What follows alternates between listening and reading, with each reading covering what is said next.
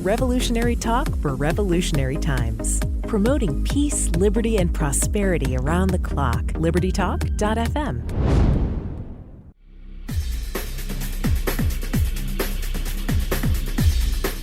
Welcome to Living the Solution with Dr. Elena George. Today we have an important show, one that I'm looking forward to, because we're going to talk about a topic that's on everybody's mind, at least it should be, and not a lot of people know a lot about it. We're going to speak about the supply chain and what that really means, because it affects everybody. It doesn't matter where you live, doesn't matter your race, creed, color, or anything. This is about being able to survive this, know how to navigate it, and understand what started it, because it's not about politics, although I think most things seem to be politically based at this point, so people can just lose their minds, not think critically, and do what everybody wants you to do, which is to hate on each other. So now it's time to take a step back and figure out the underpinnings. And today we're going to speak with Mr. Seton Motley. He is the president of Less Government, a DC-based nonprofit organization dedicated to reducing the power of government and protecting the First Amendment from government assault. One of America's leading authorities on technology and telecom policy, Mr. Motley is also a writer, a television and radio commentator, a political and policy strategist, lecturer, debater, activist, and policy advisor to the Heartland Institute. And Mr. Motley, I'm looking forward to our conversation because you write a lot, and you write for a blog called Less Government, lessgovernment.org. People can find your work there. And I was really taken by a couple of articles you wrote, one about the supply chain and the fact that we're running out of food. I don't think people understand the massive underpinnings of the supply chain. So let's start off there. What constitutes it? Well, the supply chain, of course, is where we get our stuff, and whether it's food or, your television or whatever. And a lot of it, I've framed the food aspect of it as a national security issue in addition to an economic issue. Because, before you can watch your television or play, go to your sport, your football game or whatever, you got to eat. And we've spent, it's been a long time coming. God bless Donald Trump. He's been talking about it for decades. I constantly refer to a 1988 interview he did with Oprah Winfrey, and his trade talk in 88 on Oprah's show was identical to that on which he ran for president and then started acting upon once he was in office. What he basically said was, we spent a lot of our time, and we have, making things worse and worse and worse for domestic manufacturers, higher taxes, higher regulations, and at the same time, open our markets with almost no impediments whatsoever to products from all over the world, who at the same time, while we were making things harder for manufacturers, they were making them easier. They're with subsidies and tax breaks and all sorts of additional advantages, like, for example, China with slave labor and those things. Free is a very good price for your labor when it comes to the bottom line, and then China subsidizes your products on top of that and then sends them into America, and our manufacturers are supposed to compete with that. Well, you can't. That's not free trade. It's not fair trade. I mean, it's one-sided. It's, when they, every time someone said Trump was starting a trade war with China, I said, no, they started a trade war with us decades ago. He's finally shooting back. And it was working to a great degree. He imposed, I remember I did an article once, I did the math. The first 2 years he imposed, I think, a total of like $91 billion in tariffs, and our economy grew by $2 trillion. That's a pretty good return on your tariff investment. And then I'm getting the numbers wrong. I wrote the article, 3 or 4 years ago, but it was something like exponentially greater return because he was cutting taxes, he was cutting regulations by the ton, and he was evening out. He was applying very strategically tariffs to China and other countries that were met of the three things. There's tariffs, because they tariff our stuff coming in. We don't tariff hardly anything. There's trade limits, meaning China says you can only bring in 5 televisions a year or whatever. We impose hardly any limits at all on stuff coming in here. And I think the most damaging is the subsidies. You can't compete on an open market. I'll give you an example. Sugar's in everything. You think it's just on, your Frosted Flakes, but it's in, go walk down a grocery store aisle, pick 4 items, there's sugar in 3 of them. It's a staple. Brazil controls half, there's over 100 countries that sell sugar. Brazil controls half the market. Why? Because they subsidize their sugar $4 billion a year. That means when their sugar hits the market, they can charge $4 billion a year less than our manufacturers, than everybody else's manufacturers. Thailand subsidizes $2 billion a year. They control 10% of the market. So our farmers are competing against these types of subsidies with no limits on the imports we can bring in to compete against them. So that's part of the supply chain, is part of the unfair trade practices. And it's really a sellout of the country, because CEOs got richer. This is why we've watched for many decades Wall Street go through the roof when low and middle class wages have flatlined. Because they've taken the Rust Belt wasn't the Rust Belt in 1972. But then Nixon went to China. We started trading with China, and they took tens of millions of our jobs, not just China, but obviously all these countries all over the world. Mm-hmm. And we let them. Well, that's good for the CEOs. That's good for the boards of directors. But it's bad for the tens of millions of people in Ohio and Pennsylvania and Indiana that lost their factory jobs and lost their incomes. That's how we created the Rust Belt. It wasn't an accident. It wasn't an act of God. It was bad policy over many decades. And so it came into sharp contrast and sharp focus when the China virus was released, and we started looking at, okay, we need medicine. Well, 90+% of our medicine's made in China. That's a good idea. And then with the mass imposition of government lockdowns, that totally distorted the marketplace that we'd set up over many decades. And as Republican states started opening up, that started, again, it was like taking your foot off. You stand on a garden hose, and then you take your foot off the garden hose. Water starts rushing through again, and then we started realizing, well, it's not just medicines. We get almost everything we use on a daily basis from overseas. And so what it did was, I hope, like you were saying, I hope it made a lot more people realize how completely anti-American governmental policy has been when it comes to the production and manufacturing of goods. And not just their production and manufacturing, but their creation too. Our government policy on intellectual property has been obscenely awful since 2013. And before you can make the widget, you have to invent the widget. And we in 2013 we passed a really stupid law called the America Invents Act. And what it did was, it was backed by big tech and other big corporations.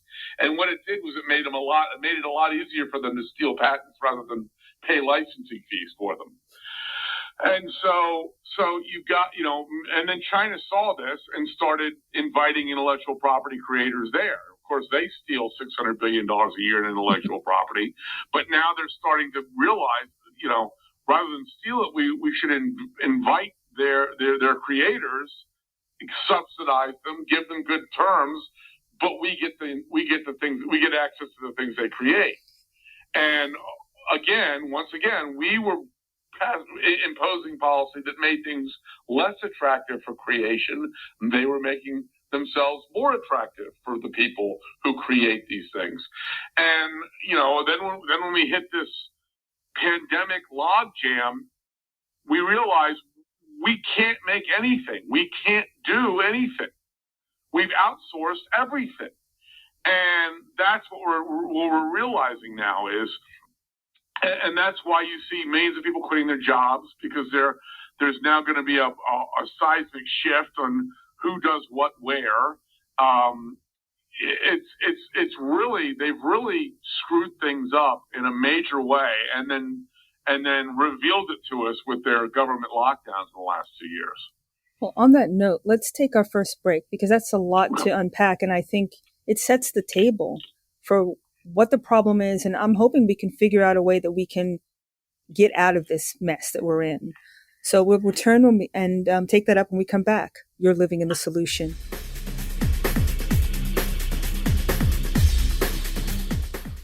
Welcome back to Living the Solution. We're speaking with Mr. Seton Motley. And before the break, we were talking about how this problem started. And I want to go back to the CEOs, and correct me if I'm wrong. They have a vested interest in getting as cheap a labor force as they can possibly get, right? So they don't want American union people who are getting paid decent amount of money. They want as cheap as they can get, and they're outsourcing it in order to maximize profits. Is that how we should think about it? That's exactly. They're basically pirates, and they'll go into whatever cove is most hospitable to them. They have no loyalty to the United States.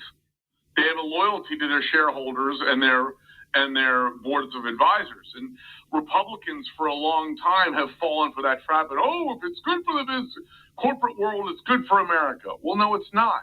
And what happened was, as this shift started occurring, because remember in the 50s or the 40s, during World War II, we outproduced Germany and Japan. Japan's tanks, for example, the Tigers were much better than our Sherman tanks. They were much better. But the problem for the Germans was we were making 8 or 9 or 10 Shermans for every Tiger. And we were just we were just overrunning them. We became the manufacturing hub of the planet. And that's partly why, we did, the rest of the world was destroyed, but that's part of the reason why America became the envy of the world in the 50s.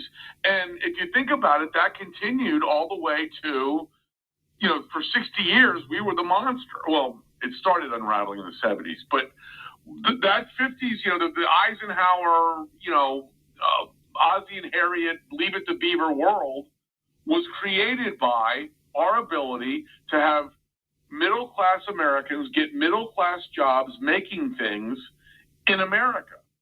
And then Nixon went to China, and everybody went, we can get slave labor, and we can get cheap labor, and we can, then it turned trade negotiations in D.C. on its head. Before then, we'd be arguing for some protection. We'd say, look, they're subsidizing their crap. We got to offset that with some sort of trade policy, tariffs or whatever. They're limiting what we can export to their country. Well, all of a sudden now, they weren't in America, they were in the other country. So their trade limits on our stuff benefited them. Their tariffs on our stuff benefited them. They were getting the subsidies rather than competing against them. So then you had all these multinational companies, corporations in D.C., negotiating for even worse trade policy in the United States to further drain the country of any manufacturing base whatsoever. So that, they wanted more and more favorable policy that allowed them to move more and more stuff out of America and overseas. And so it turned the whole lobbying thing on its head. Mm-hmm. And, so now you've got, plus from a lobbying perspective, because it's all about lobbying. I was born and raised outside D.C. I've watched it my whole life. You've got, once upon a time, you had corporations arguing for lower taxes and less regulations. Well, now, most of these corporations are overseas, and they're competing against U.S. countries. So they don't mind so much if U.S. countries pay more taxes, or companies pay more taxes. They don't mind if they have to face more regulations, because that helps them. Because it makes their U.S. companies' jobs harder, more expensive. to make stuff and build stuff. Meanwhile, they're building it over in China with coal-fired power plants and slave labor, and then, exporting it here and getting subsidized to do so. And we're sitting over here taxing our companies into oblivion and regulating them into oblivion, and then opening the borders to unlimited subsidized crap from overseas. Right.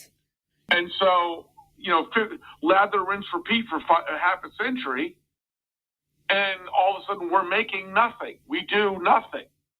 They keep talking about us being a service economy. Mm-hmm. That's the route to a third world country. You have a few very wealthy people who are tech moguls, and then everybody else is gardening and mowing lawns and cooking food for the rich people. There is no middle class. Look at California. They're the visual aid for the rest of the country. There is no middle class in California anymore. It is a third world country unto itself. Wow, that's pretty amazing. And I think about what you just said. It seems like it's a template that's gone through every single sector of the society. I can talk about the healthcare side. We took entrepreneurial, independent, private practice doctors and made them into employees where they're all stuck on salary. They've outsourced healthcare. There's a ton of people coming in with visas to take over as workers in the inpatient side. Of course, they're not getting as much money as they otherwise could, but it's more than they would make leaving their country. So it's the same template. I don't care what it is, it seems like. Well, and of course, I can't, with some little minor exceptions, I can't think of a major sector of the economy that's more screwed up by government than healthcare. I can't either. You got 6 or 7 national government programs: Medicare, Medicaid, CHIP, the Child Health Insurance Program.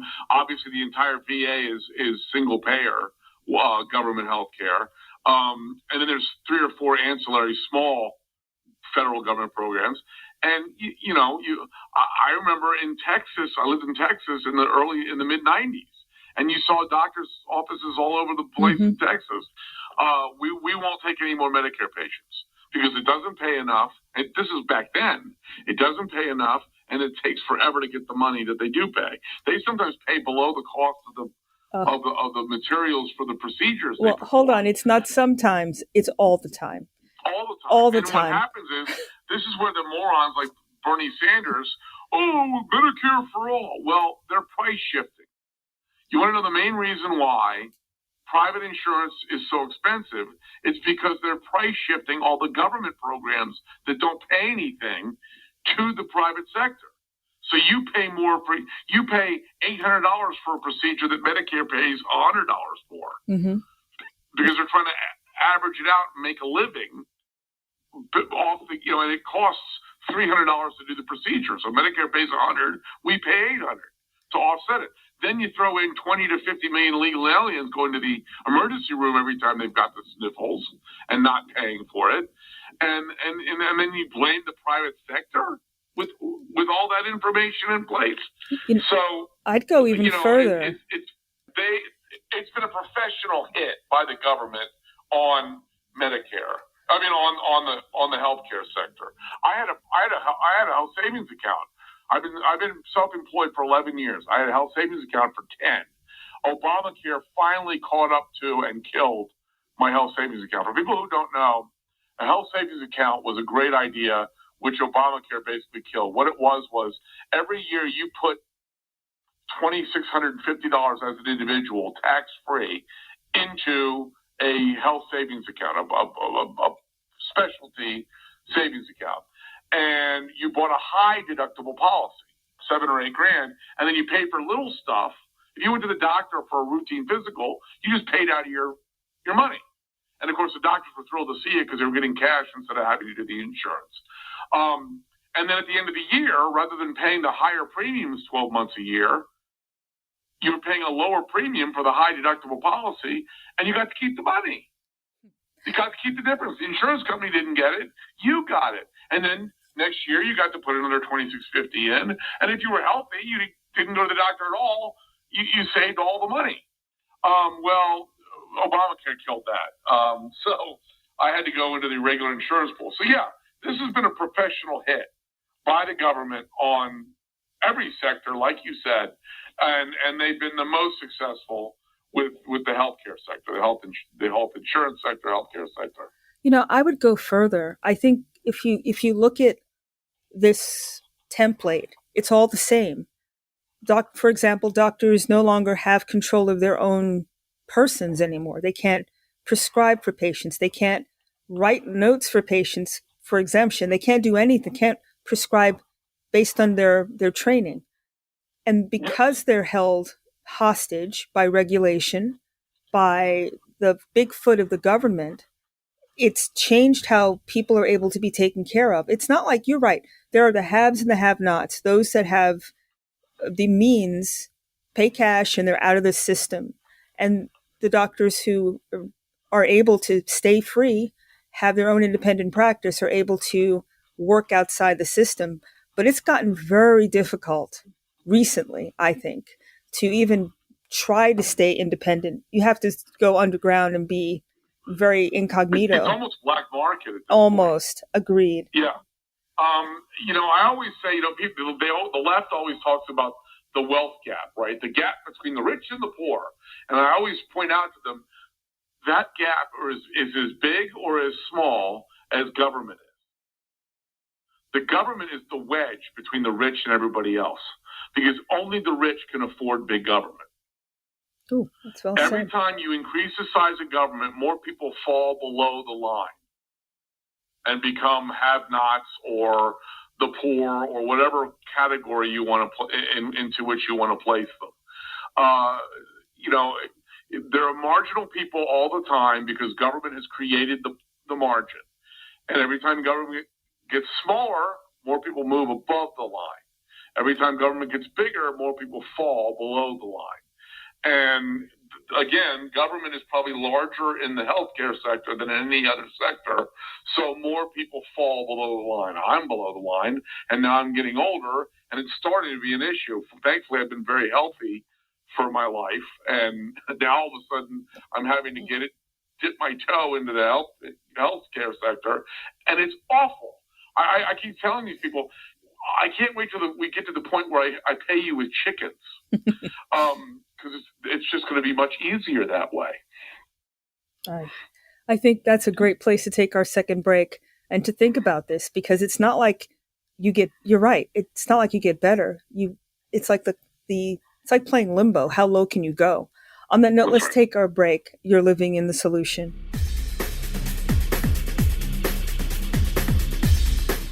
Welcome back to Living Solution. We're speaking with Mr. Seton Motley, and you should go to lessgovernment.org to see his writings.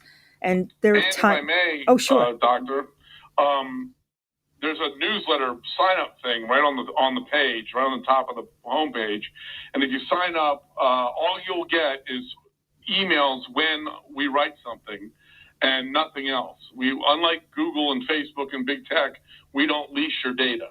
So just wanted to throw that out there. Well, thank you. That's great information. And it's not charge, it's just the facts.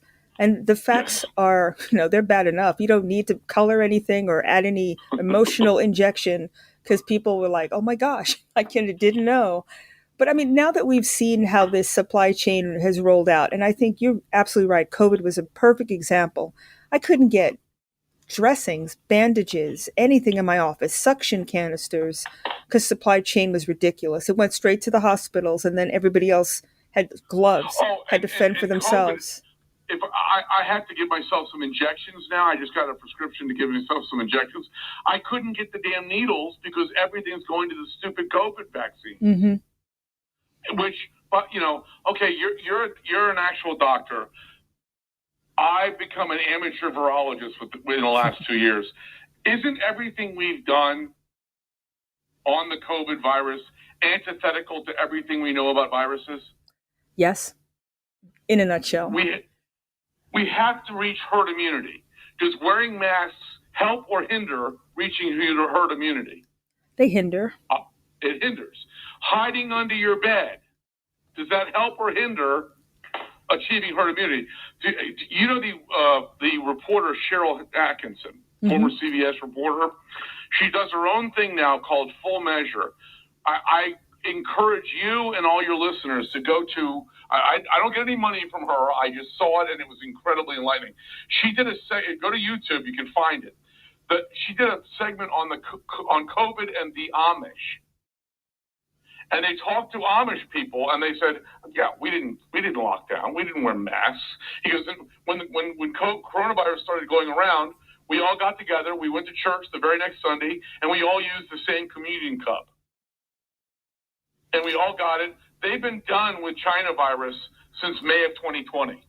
They're done. They had no Delta variant. They had no second wave. They had nothing because they all got it, and now they're done." So, yes, I've been saying this is an international IQ test, and every nation failed. Well, is there a bigger picture here? Is it all about controlled economy, planned economy, and everybody has to drop down to the lowest denominator for this to come online? Well, and what this does is it's made the rich fabulously richer. All you could do under the lockdown was sit at home and go on Facebook and order from Amazon, and these people they were already, wealth beyond the dreams of avarice before, and they've each added tens of billions of dollars to their net worth. Because all you could do, you couldn't go out and shop at your mom and pop shop. Had to buy from Amazon because they deliver. You spend hours and hours and hours on Facebook. That's the whole point of Facebook, is to get you to spend as much time as possible looking at their stupid site. Twitter, same thing. These guys, you were trapped on the internet at home and shopping, entertainment, everything was online. This is not about science. If you had coronavirus, you're 8 times better off than with the vaccine, but that doesn't count towards the vaccine mandates. This is about, and now you're getting data out of Britain where you're twice as likely now to get coronavirus if you've been vaccinated rather than not being vaccinated. And the whole thing is it's an assault on, yes, it's exactly what you said. It's an assault on liberty, individualism, non-conformist thinking, all of the above. Well, isn't that's the underpinning of this system? It's everybody going along, getting along, not making waves, and liking it. I mean, if an individual won't you just described what an individual feels. They're not going to tolerate it. They're going to question it. Systems like this that are asking you to go against critical thinking and to ask you to not live your best life, not open your own shop, not treat your customers in a way that, you want to. All these things that you're asked to do, it's antithetical to being human, most of it. People are going to question that. People want to be. Chappelle had a great line. He said, if you take away somebody's livelihood, ability to make a living, it's the equivalent of killing them. It gives you a sense of purpose. Well, it's not just the money. No, it's the self-worth. It's the whole thing, and we locked everybody down. And now we've got this jujitsu move they've got you in, which is we're going to take away your work, and you can only keep working if you get the vaccine. And it's a brutal. Early on, I started reading about politics, and then I realized I was wasting my time. And I'm talking about elementary school. What I realized was everything's about human nature. If you study human nature, you'll get everything else that's happening in the world. And the reason collectivism, leftism, socialism, whatever you want to call it, doesn't work is 99% of our problems exists because we're either trying to root out or change human nature. And you can't do it.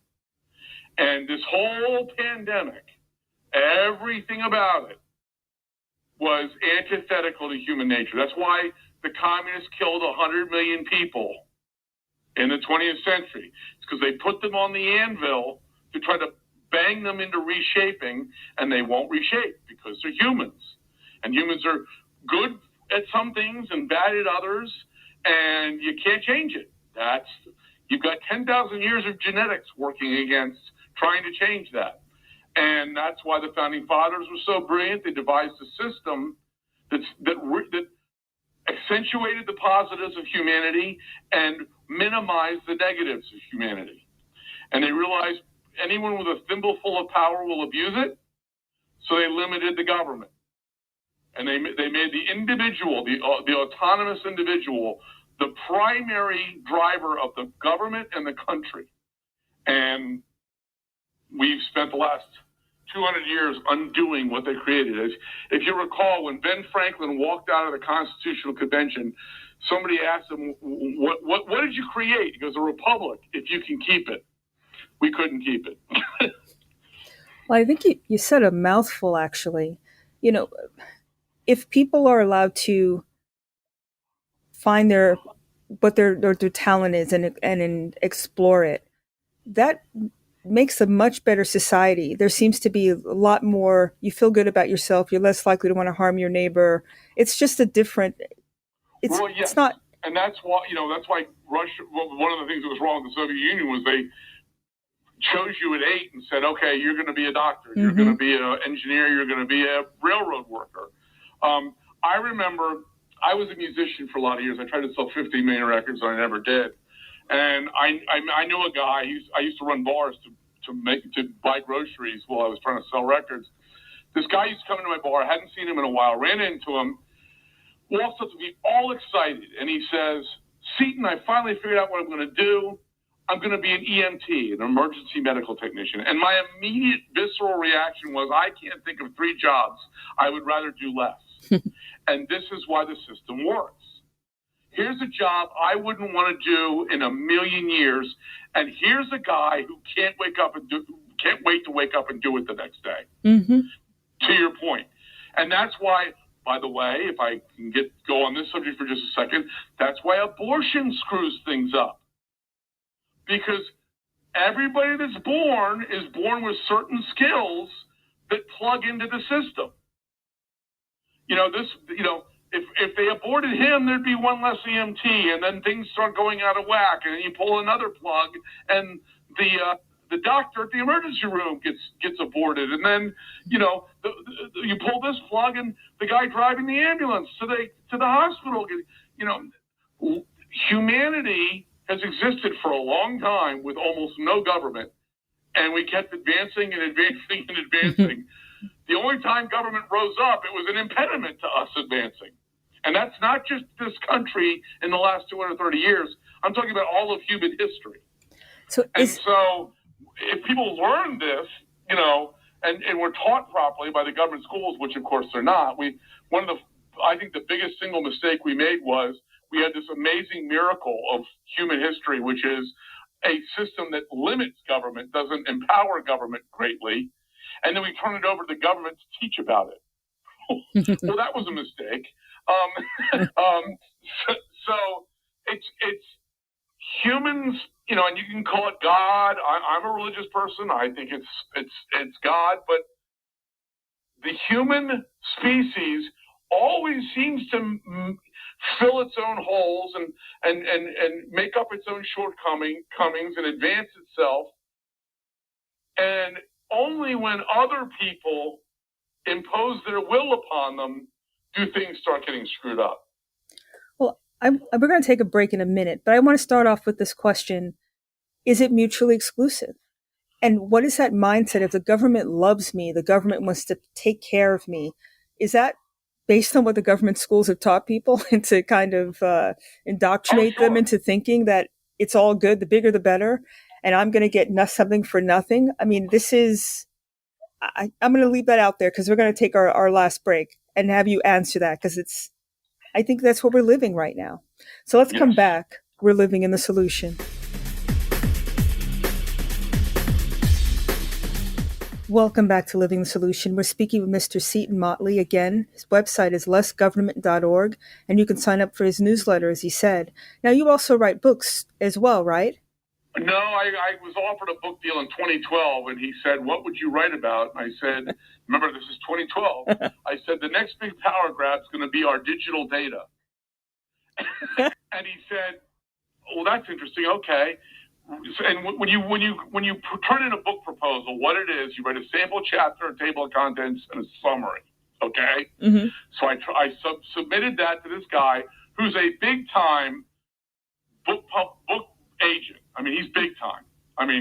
Big time. I don't want to out him, but he's a government guy. He's a conservative agent. So he came back to me and said, "Why are all these private companies, Google, Facebook, Twitter, why are all these private companies in this book?" I said, "Because they're the ones that are collecting the data. not the, sorry, the dog's barking at a lizard. Not the government's, this is what I said. I said, George Orwell, I always think Animal Farm is a better book than 84. And the reason I say that is, while reading 1984 throughout, I kept thinking, government would never be competent enough to do what they're doing, especially with technology. Because, they had the televisions mm-hmm. and the spying and the global surveillance mm-hmm. and all that. I'm like, government could never pull that off. So when the big tech companies came along, they struck a partnership. And so he came, I said, they're the ones doing the data collection. They're the ones doing the mass surveillance, and then they're just partnering with the government. And he was like, I did a card trick in front of a dog. He just didn't get he just didn't get it. And then 6 months later, Snowden came out, and he was like, oh. I'm like, well, it's too late now. So no, in answer to your question, after that experience, I kind of soured on the concept of writing a book. Got you. Well, yeah, this is much better because you get your voice out there on your terms, which I love. That's how it works. Well, it's organic. Yes, it's yeah. The book editing process probably would have been very interesting. Yes. Well, let's go back to the question I had about before the break about government being it's mutually exclusive, independent, free thinking. People who pursue their own gifts and talents versus what the government is there for. I don't think it's there. I mean, it's my opinion. I don't think I'm wrong, but it's not there to facilitate it anymore. It's there to squash it. Right. And there's a great line from the late, great George Carlin, the comedian, years and years ago said, government, he didn't call them government schools, but he goes, the government doesn't want to teach you how to think and to be free-thinking individuals. They want you to be just smart enough to run the machines and to take whatever they give you. And I'm paraphrasing this. Mm-hmm. You can look up the quote online.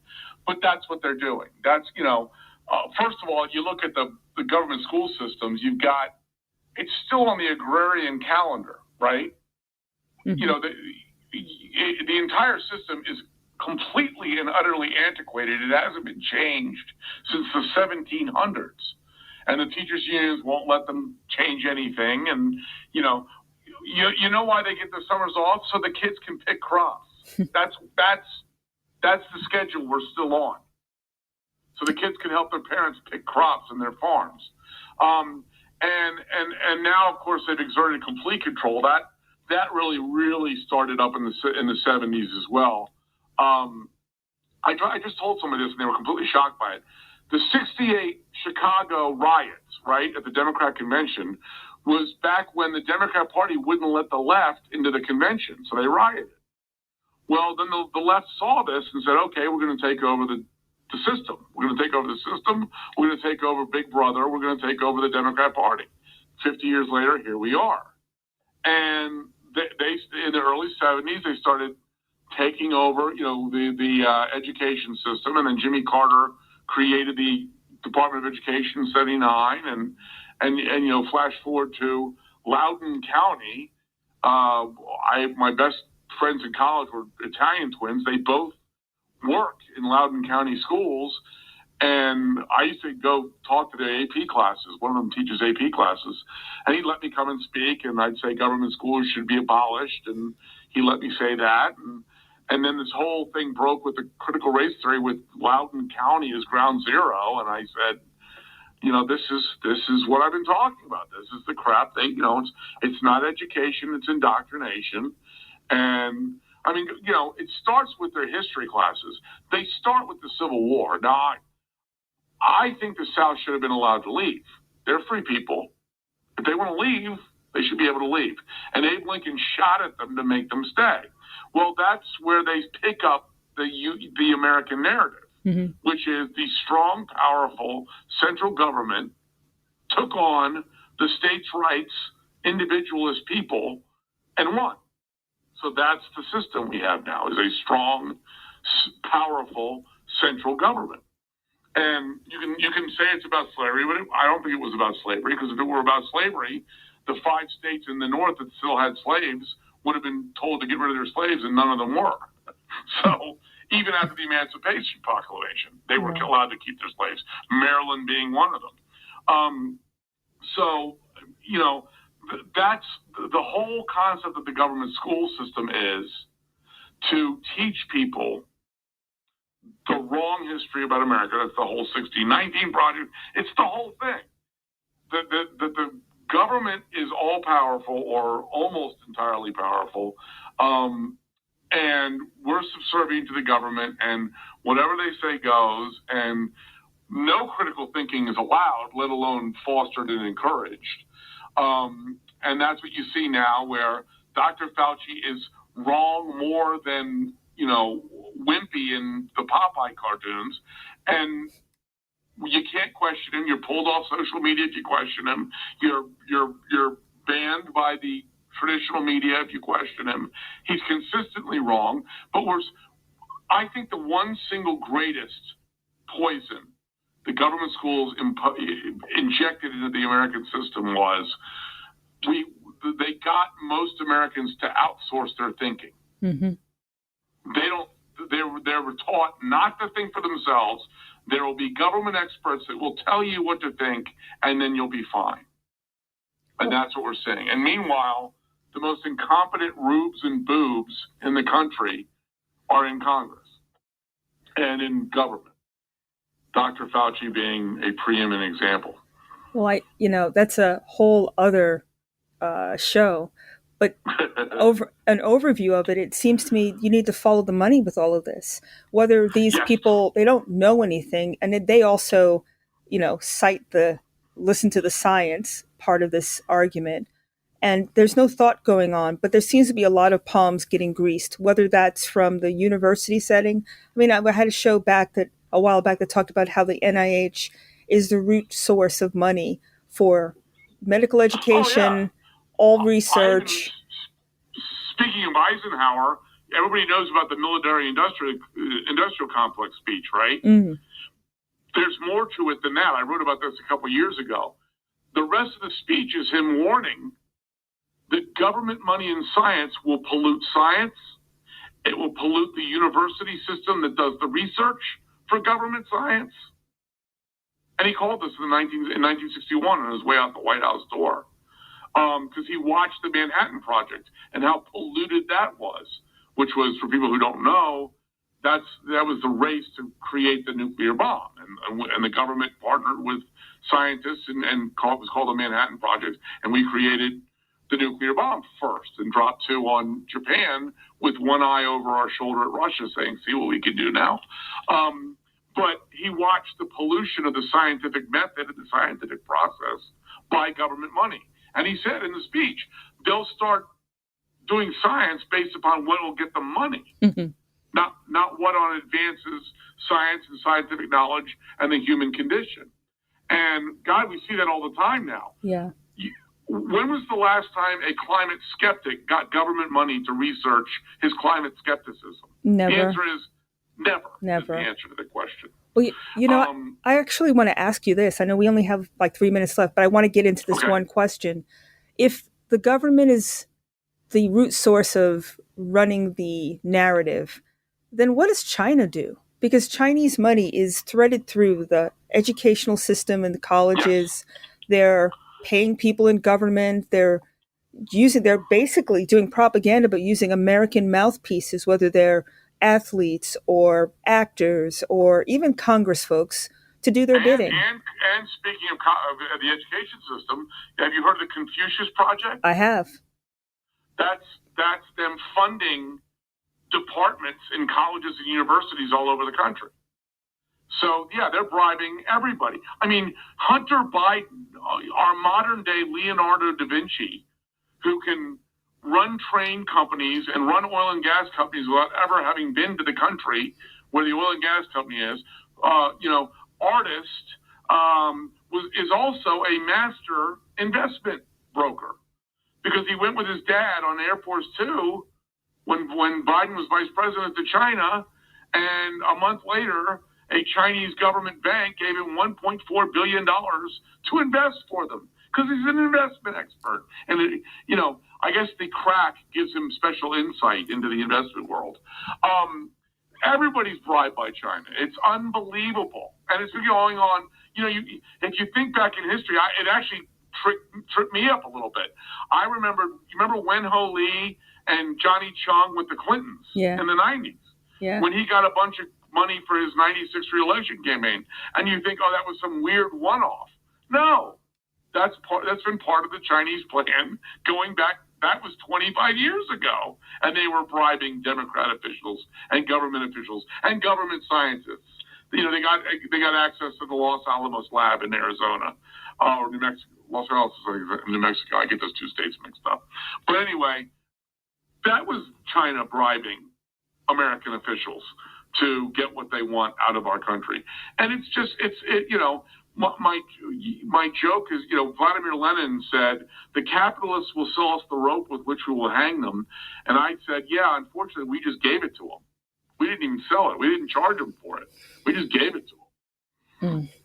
So in the half a minute that we have left, yes. I mean, because we this is like scratching the surface, in my opinion. I'd love to have you come back because you're just a wealth of knowledge. I love your style. I appreciate that. Thank you. If we could do one thing to work our way around this supply chain issue, what would it be? Would it be buy local? Would it be get yourself off the internet, stop feeding this beast? Well, the problem is money talks for the average folk too. And if you're going to get subsidized crap from China cheaper than American stuff, so what you have to do is you have to do what Trump was doing. And believe me, I'm not a total Trump fan. When he was right on a lot of crap. And one of the things we saw real wage growth in the low and middle class because of what Trump was doing on trade. You've got to, I wrote in August of 2020, Biden's plan should be called Build Back Never, because all his attacks by government on domestic production is going to exacerbate the problem, not help it. Mm-hmm. We need to do what Trump was doing: vastly cut regulations, cut taxes wisely in the right spots, and impose some balancing tariffs and trade adjustments to offset the cheating, which is what it is, that these other countries, including China, are doing. You can't compete on an uneven playing field and then say, well, that's the free market. It's not the free market. It hasn't been a free market in 50 years. So what we have to do is lessen the damage we're doing domestically while simultaneously lessening the damage other countries are doing to us. On that note, I'd love to have you come back. How can people reach you, read your articles? Again, just go to lessgovernment.org. Please sign up for the newsletter. We won't sell your data. We won't lease your data. All we'll do is when I write something, you'll get an email. That's how it works. Mr. Motley, you're awesome. I'd really love to have you come back because we have a lot. We just scratched the surface, frankly, and I enjoyed every moment. I appreciate it. I enjoyed it too. Thank you very, very much. Thank you. And thank you, everybody, for living in the solution.